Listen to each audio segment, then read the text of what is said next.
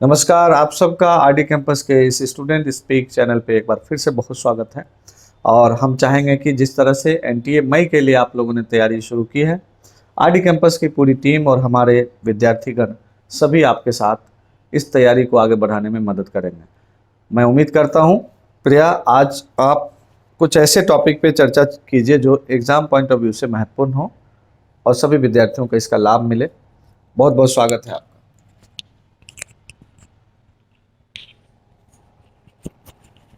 नमस्कार सर। आज मैं इंडियन थिंकर अंबेडकर के बारे में, जो इम्पोर्टेंट भी है एग्ज़ाम ऑफ व्यू से, क्वेश्चंस हमेशा आते ही हैं। और अंबेडकर जी का जन्म महाराष्ट्र के महू में 14 अप्रैल 1891 में हुआ था। इनके पिता का नाम रामाजी सतपाल, माता का नाम भीमाबाई। और जब ये 5वीं कक्षा में थे तो उनकी शादी रामाबाई से 1906 में होती है और सविता से 1948 में होती है। कबीरपंथी थे, महार जाति के थे। और 7 नवंबर 1900 में पहली बार इंग्लिश स्कूल में दाखिला लेते हैं, जो आज वहाँ पे विद्यार्थी दिवस के नाम पे मनाया जाता है। 1913 में ये गायकवाड़ की अच्छा, ये आप मदद से, विदेश जाएंगे हाँ इसके जी, बारे में कुछ बता हाँ रहे जी, हैं। उन्होंने कैसे शिक्षा प्राप्त की, उनका जीवन यात्रा कैसे रहा, उस पे प्रिया हाँ एक शॉर्ट समरी बढ़िया से बताइए। 1913 में ये गायकवाड़ की मदद से जो है अमेरिका जाते हैं और 16 में वहाँ पे रिसर्च करते हैं नेशनल डेविडेंसी ऑफ इंडिया पर। और 16 में बैरिस्टर की पढ़ाई के लिए दाखिला लेते हैं ब्रेजिन यूनिवर्सिटी से। और 17 में इन्हें वापसी आना पड़ता है क्योंकि यहाँ फर्स्ट वर्ल्ड वॉर हो जाता है, इनकी स्कॉलरशिप बंद हो जाती है। और फिर 20 में ये दोबारा से लंदन जाते हैं, जो कोल्हापुर के साहू महाराज जी की मदद से। और 1923 में ये डॉक्टर की उपाधि लेते हैं साइंस, और जर्मनी के बॉन विश्वविद्यालय में दाखिला लेते हैं। और 1925 में ये साइमन कमीशन, जो यूरोपियन साइमन कमीशन में अध्यक्षता लेते हैं। और 1920 बॉम्बे प्रेसिडेंसी में बॉम्बे प्रेसिडेंसी, हाँ जी। ये स्थानीय स्तर पे जो कुछ मीटिंग चल रही थी साइमन कमीशन के भारत में आने की जो बात होती है 28 में, तो 25 में कहा जाता है कि कुछ ऐसी गोष्ठी हुई थी जिसमें इन्होंने भाग लिया था, जिसके कारण काफी इनका विरोध भी हुआ था। तो ये बात बता रहे हैं। हाँ जी। ठीक है, 1920 सम्मेलन के बारे में कुछ बताइए।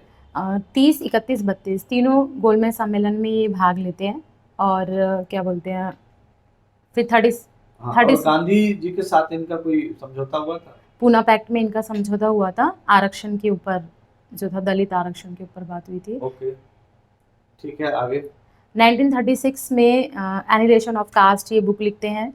और 1939 के अंदर ये पहली बार विधानसभा जो चुनाव है उसमें पार्टिसिपेट करते हैं और 13 सीटों से विजय घोषित होते हैं।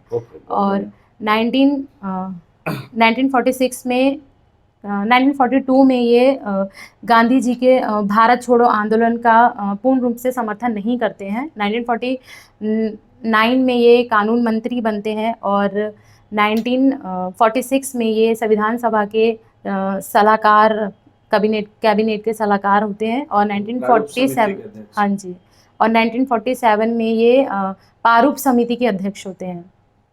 और इनकी मृत्यु कब होती है? 1956 में। ओके, अब बताइए जरा इनके बुक्स वगैरह का जो एक सीरीज हो इनके बुक्स हाँ का सर, पूछा जाता है, वो बताएं। 1916 में सबसे प्रथम बुक इनकी आती है, कास्ट इन इंडिया।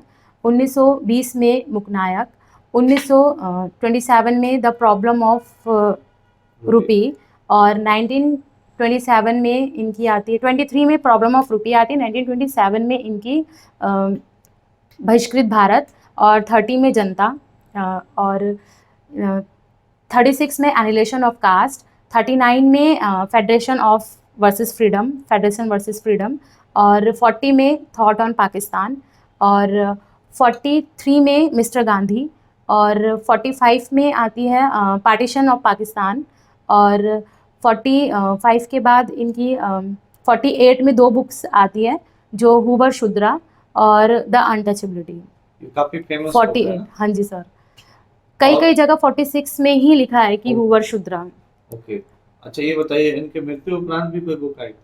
मृत्यु के उपरांत 1956 के बाद? 1956 में, हाँ जी, 1956 में बुद्धा एंड कार्ल मार्क्स आती है 1956 में। 1957 में इनकी आती है धम्मा, बुद्धा एंड बुद्धा धम्मा। एंड धम्मा। हाँ जी। तो इस तरह से आप देख रहे हैं कि जीवन यात्रा हुई इनका किस तरह से, और फिर उनकी बुक्स की जो महत्व है इसमें ज्यादा है।